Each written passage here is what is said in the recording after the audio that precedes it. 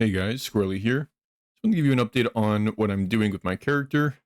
Actually, I've decided to swap to Racing Strike because Racing Strike just does way more damage for killing Uber Abberoth, and that's my goal right now is to kill Uber Abberoth. I just don't think Warpath can do it unless you have insane gear, while Racing Strike can do it with pretty much the same gear we had before, with just a couple of pieces changed. So I figured, you know what? I'm just gonna make the swap and give him a try. So I've been working on him. He's been kicking my butt, but it's a fun fight. Pretty crazy. But I wanted to give you some tips and just what I did to make the swap and just show you what you would want to do too in case you're interested in fighting Uber Abberoth and trying to take him down too. And you might be able to do it with Warpath, by the way. I don't want to say that you can't do it. I just think you probably need really, really, really good gear to be able to even do enough damage to kill him reliably anyways. But yeah, what we have to do in order to make the swap, there's a few pieces you need to switch out, and that is your weapon, your helmet, and your chest piece. Everything else can stay the same. You're still going to be wanting your tier 7 mana on your relic. You're still going to want, your movement speed and hybrid health in your boots, flat health or percent health on your belts, decent hits on your ring. Mine are pretty bad, but you want strength and flat health ideally. Tier 7 mana on your amulet. It's things like that is what you're looking for, right? So hasn't really changed there. Gloves are mostly the same too. Ideally, you want attack speed instead of strength because attack speed is just really nice for a racing strike, for just having it feel good. So unfortunately, mine does not have that, but it's okay. It still works. But yeah, so what you're gonna want is World Splitter. That's your weapon. The best way to really farm it is just to fight Abberoth and kill him, regular Abberoth, because he drops it pretty frequently, and that's how I got mine. And you'll get a 1 LP from him, most likely. So, and you got to farm your Nihilus anyways, so you'll get this while farming for your Nihilus. So yeah, get World Splitter and put melee void damage as high a roll as you can get onto that. And the rolls are actually pretty important in terms of what it can have. So the critical strike chance for melee per 1 mana cost, you do want that to be 0.5 instead of 0.3 because that scales, right? So it's a pretty big difference when you have it be perfect, like mine here. Another big one would be increased mana. So get that as close to 52 as possible. But the others don't really matter much. So those two are the biggest ones. Obviously, melee void damage is nice to have more of, but it's not the biggest thing. And the implicit doesn't really matter either, so. And then we got our Seed of Echidrisul. So this thing's really, really good. And the reason why you want this is because it's basically, if you've played Path of Exile, it's mind over matter, where when you take damage, it's actually dealt to your mana before your health. So that's why with this one, and I got lucky, I got a 2 LP version. You can also farm this, and you have to farm this from Abberoth, regular Abberoth. That's where it drops. And it drops pretty frequently, so you'll probably get at least 1 LP version of it. And if you get the 1 LP version, you're looking for the tier 7 mana slam on that. And then if you get lucky, you can either get, if you get 2 LP, try to get health or percent mana, something like that. But the rolls are also important for this one. So obviously flat mana is really good to get. So you want to get as high flat mana as you want, or as you can get. But the biggest thing is damage dealt to mana before health has a pretty big range, right? Between 20 to 28. So you want to get that as high as possible. Mine's 27, which is really good. But, I think maybe 25 plus is a minimum. And then the endurance applies to all damage dealt to mana. I don't know how much that matters. It might matter, but I think it's fine to not have to get a perfect one for that. Same thing with like chance to take 0 damage when hit. Obviously, more chance of that is nice because it could randomly save your life, but I don't think it's something as important as, for example, damage dealt to mana before health. If you guys think differently, let me know in the comments. I'm not an expert with this item. I was told about this item by a chatter, and so I was like, yeah, sounds really good. And especially for this build where we're trying to kill Uber Abberoth, right? So we just need to be as tanky as possible. This thing gives you a lot of tank. It basically, gives you 27% up to 28% more health in a sense, since your mana pool becomes health too. And then the final thing is your Titan Heart. We're going to look for a Racing Strike.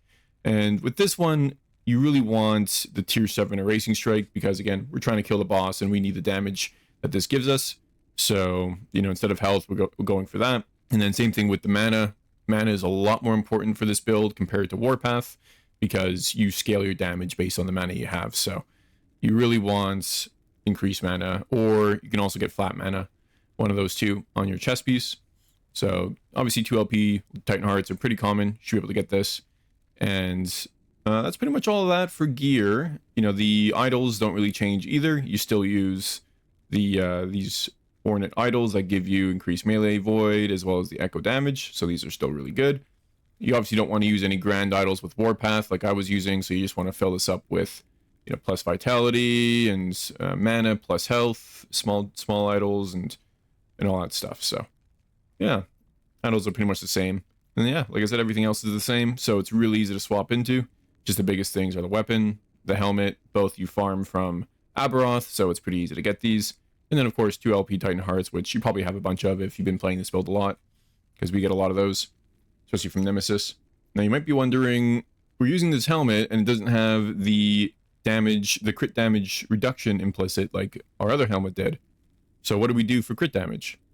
Well, we don't solve it for mapping. So, you know, again, this is meant to kill Uber Abberoth, and I don't really care if I die in maps because I'm not doing them. The way that we can help prevent dying to crits against Uber Abberoth is by taking this node on Paladin, Blinding Light, because what this does is it gives us a chance to blind the enemy, and blinding means that they cannot critically strike. So, you know, 7% chance is usually enough to apply it at least once onto Uber Abberoth, and hopefully it'll keep applying so that he can never critically strike us. We can still possibly get crit and get one shot, but, you know, there's a lot of one shots in that fight, so I don't think crit's gonna make the biggest difference. And then for this Void Knight tree, things haven't really changed. It's pretty much the exact same. I would say maybe a couple points out of essence at the ends. You don't need as many as you did when you were doing Warpath. I would just have it at 1. And then, yeah, pretty much that's the only difference, I would say. And then in terms of Sentinel here, the only thing I really did different was taking out a Stalwart and putting a point into Fearless for another Vitality. Very, very minor, but we don't need block, right? So, yeah, just take that out. And, yeah, passive tree essentially is the same. So, yeah, try to put a point into Blinding Light. That's the passive tree. The skill tree, I'll link the Maxwell guide that I followed, which is by Volca for Racing Strike. So, it's pretty much the same skill tree as what he did in his build. So, I'm not going to go over it too much. And honestly, I don't fully understand it myself. I just kind of copied it. So, you know, you just kind of want the nodes that make you do damage. Obviously, we're going to be getting this to max level. We're not leveling with this, right? So you just click all the points that he clicked, and you're good. And that goes for everything. Now, there is a build variant by Empyrean that he used to kill Uber Abberoth. And I kind of liked what he was doing. He wasn't using Healing Hands as his movement skill. He swapped over to Void Cleave. And then he was also running, instead of Devouring Orb, he was running Abyssal Echoes. And Abyssal Echoes has a neat little interaction with Void Cleave where it automatically casts. And then the Abyssal Echoes can allow you to do a lot more damage with a Racing Strike because it has a good node in there that synergizes with it. But personally, I'm going to try that because Devouring Orb isn't as good on Racing Strike as it was on Warpath because you're not constantly moving. When you're doing a Racing Strike, you're kind of standing still and just holding right click for the most part. So you're not really generating these as much as you were. So I don't know how much we really need this. And also a Racing Strike has Essence at the end, where you have a chance to get a Void Essence on crit. And I think he puts an extra point in there to get more chances of that, which is probably what I would do. I'm going to try it out on stream today when I try some more Uber Abberoth attempts. But it looks pretty good. And then he also runs Rebuke without any skill points added into it. So you can time it to just not die to some of the one-shots that Uber Abberoth can do. Yeah, I hope this helps. Thanks for watching, guys. I'll be streaming my attempts against Uber Abberoth tonight. 6 p.m. MST is typically when I go live. So if you guys want to join in and check it out. I'm pretty terrible, to be honest, so don't expect greatness. I will probably not do it or succeed. Right now, my death count's at 69, and my PB is at 56% HP is what I've gotten him to. So not even third phase yet. You know, I've done first and second, but that second phase is tough, man. Even the first phase is tough, but second phase gets pretty crazy. And then it just gets crazier from there, it looks like. So yeah, it's a really tough fight, but it's fun.